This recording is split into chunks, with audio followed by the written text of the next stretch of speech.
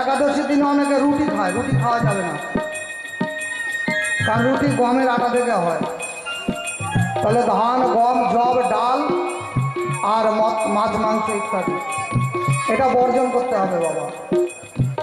তাহলে একাদশী করলে কি খেতে হবে?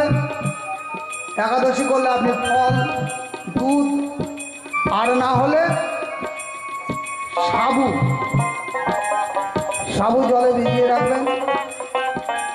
সাবু যেভাবে খায় দুধ দিয়ে খেতে পারেন, এমনি ভিজিয়ে খেতে পারেন, মিষ্টি দিয়ে, যেভাবে আপনি খেতে পারেন। তাতে করে দেখবেন আপনার খারাপ লাগবে না, আরো ভালো লাগবে, শরীরের মধ্যে বেশি এনার্জি পাবেন। মাসে 2 দিন একাদশী করুন, ফলমূল, দুধ বা সাবু খেয়ে দেখেন।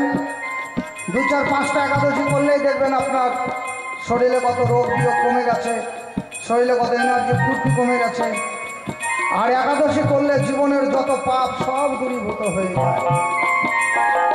একাদশী কেন করে মানুষ জানেন? একদিনে স্বয়ং ভগবান কৃষ্ণ ছিল সে বিষ্ণু, সমালয়ে যমরাজার কাছে দিল দর্শন।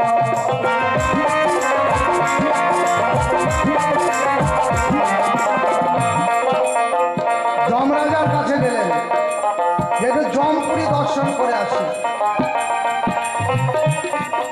এবার যমরাজা শ্রীহরি বিষ্ণুকে বললেন, হে প্রভু, আপনি পূর্ব, পশ্চিম, দক্ষিণ সব দিকে যান, উত্তর দিকে যেন না। কেন না? সেখানে আছে আমার নরকুণ্ড। 3 দিক দেখুন, আপনি 3 দিকে যান, কিন্তু একদিকে যাবেন না। সেখানে নরকুণ্ড। পৃথিবীতে যারা পাপ তাপ অপরাধ করে, যারা চুরি, ডাকাতি, লুণ্ঠন, ধর্ষণ, অপরাধমূলক কাজ করে, তারা এই নরকে এসে নরকুণ্ডের সাজা ভোগ করে। ভগবান বিষ্ণু, গোলক বিহারী শ্রীহরি বিষ্ণু, তিনি কৃষ্ণ, তিনি আবার গোলকের কৃষ্ণ। এই দৃশ্য দেখে চোখের জল পড়ল ভগবানের। ভগবান আমাকে কাঁদছে গো, যে হাইরে জীব, আমার সৃষ্টি জীব, তাদের আমি মানুষ করে পাঠিয়েছিলাম, আর এই জীবের এই পরিণতি, এত কষ্ট। আমি এই পৃথিবীর জীবের কোনো কষ্টই রাখবো না।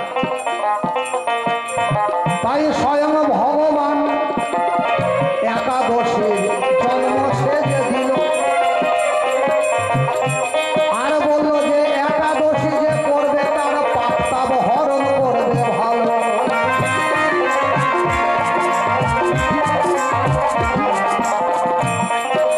বলে, একাদশী, তোমাকে আমি সৃষ্টি করে পৃথিবীতে পাঠালাম। পৃথিবীর মানুষ যারা একাদশী করবে, তাদের যত পাপ আছে সব তুমি হরণ করে নিবে, নিয়ে বৈকুণ্ঠে পাঠাবে, স্বর্গে পাঠাবে, এই নরকে যেন কেউ না আসে। নিয়ম করে দিলেন যে ধান থেকে যা হবে, মানে চিরা, মুড়ি, ভাত, খই এসব খাওয়া যাবে না। গম থেকে, জব থেকে যা হবে খাওয়া যাবে না। ডাল খাওয়া যাবে না। পেঁয়াজ, রসুন, মাছ, মাংস বর্জন করতে হবে। কি বলি আপনাদের ধারে একদিন মা যশোদার মনে নাই, মা যশোদার মনে নাই, প্রাতকালে মানে সকালে আমার গোবিন্দের জন্য গোবিন্দভোগ চালের পরমান্ন রান্না করে কৃষ্ণের কাছে দেয়। কৃষ্ণ তো বিপদে পড়ে গেল, যে মায়ের দেওয়া অন্ন, এটা পরিত্যাগ করতে পারছে না।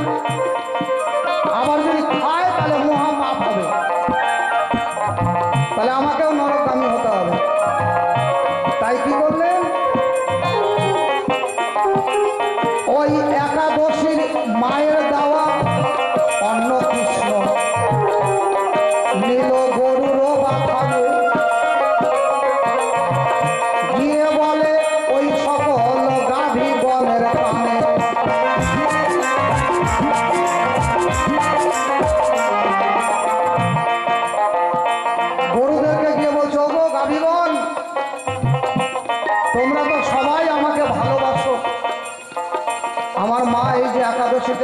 অন্ন দিয়ে ভুল করে ফেলেছে, অজ্ঞানে দিয়েছে। তাই এই একাদশীর অন্ন তোমরা গ্রহণ করো। কেউ কেউ একজন খেয়ে আমাকে এবং আমার মাকে এই দায় থেকে মুক্ত করো। আরো ইকো কমে দাও, আরো কম। আমাকে আর আমার মাকে এই দায় থেকে মুক্ত করো।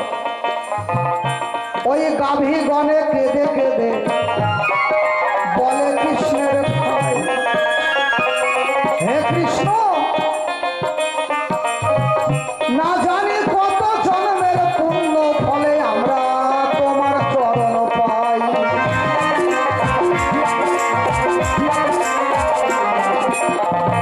হে গোবিন্দ, আমরা পশু হলেও আমরা গোবিন্দের চরণ পেয়েছি, তোমার চরণ পেয়েছি। আর যদি তোমার এই অন্ন আমি খাই, তাহলে আমি আবার নরকে চলে যাব, তোমাকে দিব হারায়। তাই তোমার চরণে থাকতে চাই প্রভু, আমায় ক্ষমা করো। গাভীগণে বলে কৃষ্ণ, তুমি অন্য রাস্তা ধরো।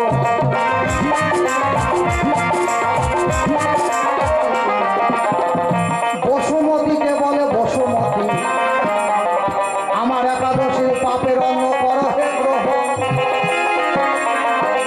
বসুমতী বলে আমিও যাব না নরক ভুবন।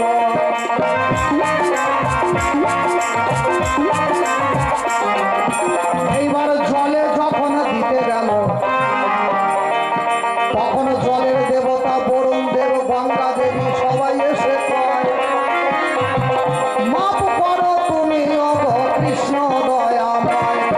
এই পাপের অন্ন, একাদশীর অন্ন আমরা করব না গ্রহণ। আমরা কেউ যেতে চাই না নরক ভুবন।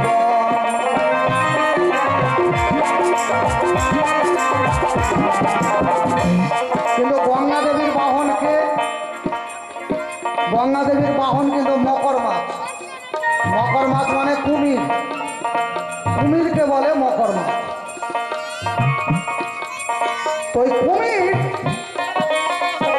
জলের কুমির বলছে, হে গোবিন্দ, হে কৃষ্ণ, তোমার এই মায়ের দেওয়া পাপের অন্ন, একাদশীর অন্ন আমি নিব, আমি গ্রহণ করব। এমনিতেই আমার কুমিরের জীবন হিংস্র জনম, কুমিরকে কেউ ভালোবাসে না। এই হিংস্র জনম জন্তুর জীবন, এই হিংস্র জন্তুর জীবন রেখে কি লাভ? তাই আমি হা করছি, তুমি আমার মুখের মধ্যে একাদশীর অন্ন দিয়ে দাও। কৃষ্ণ তখন ওই একাদশীর অন্ন ওই মকর মাছের মুখে ঢেলে দিল। কৃষ্ণকে আর তার মাকে উদ্ধার করেছিল।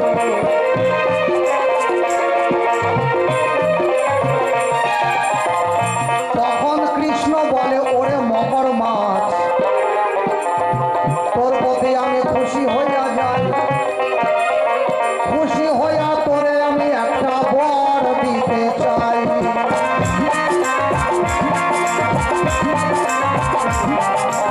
ওরে মকর মাছ, তোকে আমি বর দিতে চাই, বল কি বর নিবি?